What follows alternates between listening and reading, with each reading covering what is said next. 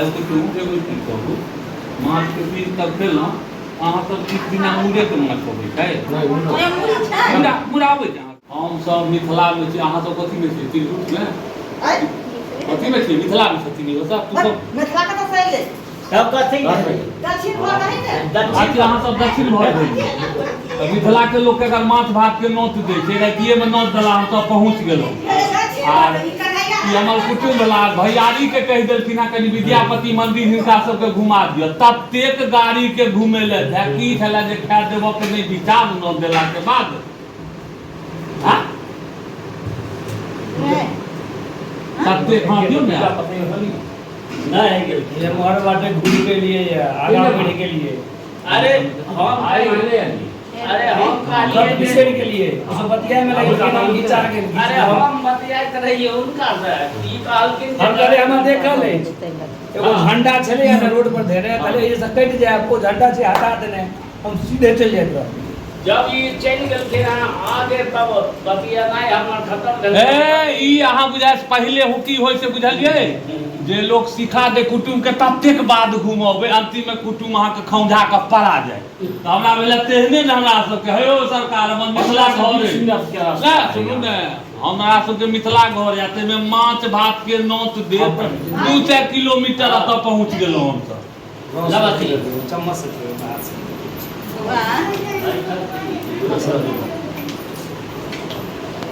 के नहीं वो नहीं खाई छै अच्छा ये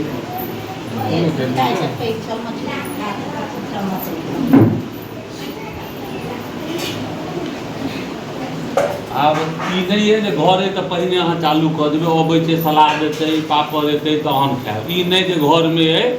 तो दलिद्रा नहीं दलिद्रा जकाँ यहाँ खा लेब से नहीं तिरहुत के छथिन ना तो दुआरे पहले खाइ छथिन पाहुन सब पहले हां कथी अहाँ दक्षिण भाग छै कि पश्चिम भाग छै तुम कहू दक्षिणा छथिन ई कथी भेलिए अहाँ कथी भेलिए मिथिलांचले भेले अपना हमरा गांव से दक्षिणा भेलिए ने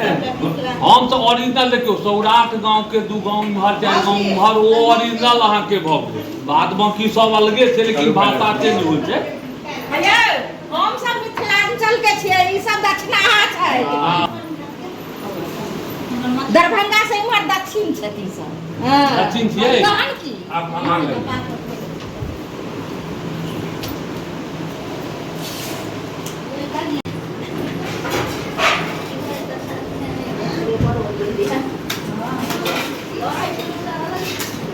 पापड़ ही अपने खेते में होया इमहर बांधू पापड़ो उगजे छै पता चले हां पापड़ ठीके में खेत में पड़े या नहीं लोग तब कहने चला कलिया नहीं वो खेती के बाद में पापड़ खेती होय छै अच्छा हां वो लेकिन आदमी हो सब विदेशी करे छै देशी अपना सबला नहीं टाइम का बिजनेस करे छै वो बेसी उगे छै मधु खाने के चल जाओ मधु पहले जमाना में की कहै छै बुझलिए माछ भात हां मिथिला के ब्राह्मण सब के हम सने नोत नहीं दऽ दी ई नहीं बुझबै ओ 3-4 किलोमीटर पहुंच जाइ छै खाय माछ कुटुम केहन बनल है केहन बनल है अहाँ के घर है तो पूछब ने केहन बनल है हां नहीं नीक कहियो तो सातु विद्यानस जे नहीं नीक बोलो तू सब बोल ले विद्या का कैसे उनका विद्या से नहीं है फल के करू नहीं है ना ना तो ना है हम नहीं पे बात करता हूं हम तो ना ये नहीं करना नहीं हो नहीं करना बहुत बढ़िया नहीं करना एक तो हम नहीं का बोल रहे हैं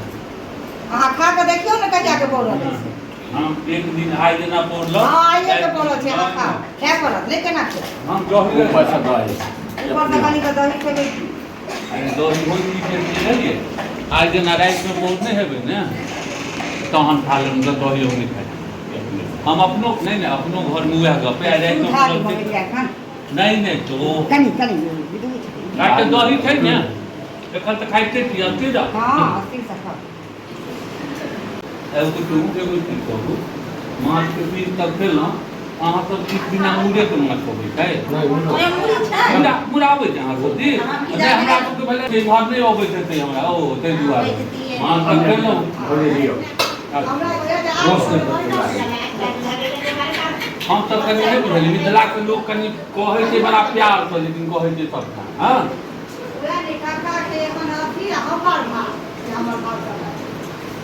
हमरा कहने हाँ हम परसा हाँ खेलिए हम खेलिए ना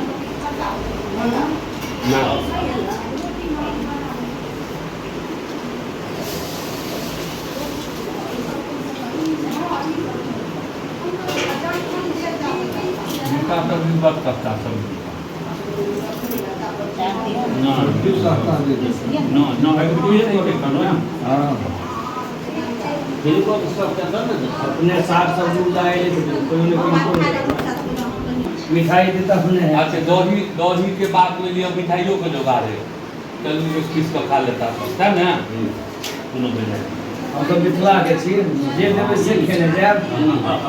नहीं कहै छिए हाँ तो कमो कर लेकिन खाई नहीं उठेला कहब त कने साँझ तक बैसलो रह जा हाँ इहो होइ छै हमरा नहीं अगर हम तो बुझे कि आइटम पर आइटम वो अबै छै कोन काजे उठब खाइ लिया त कनी बेरा बेरी खाए लो भैया खेती द हम हाँ फिर हम काजू खा जा फिर अहाँ शुरू करब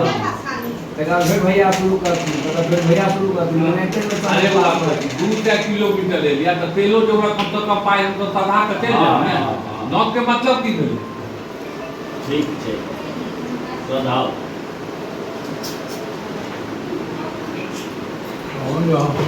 हमरो बारी है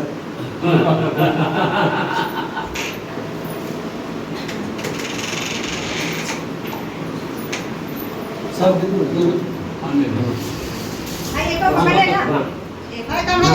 हम आगे होटल में हमारे पूछू ना होटल मजूरी खुआ दो हम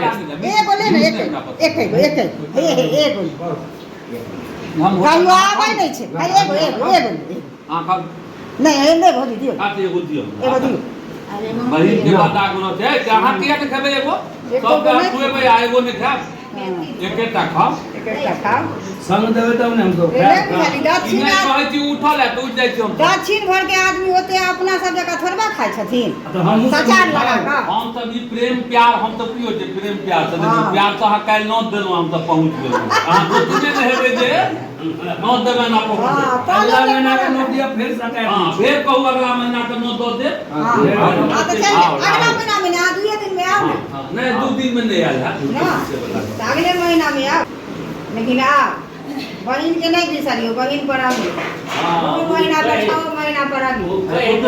हां आप हमर भाई देख लेलिए आबो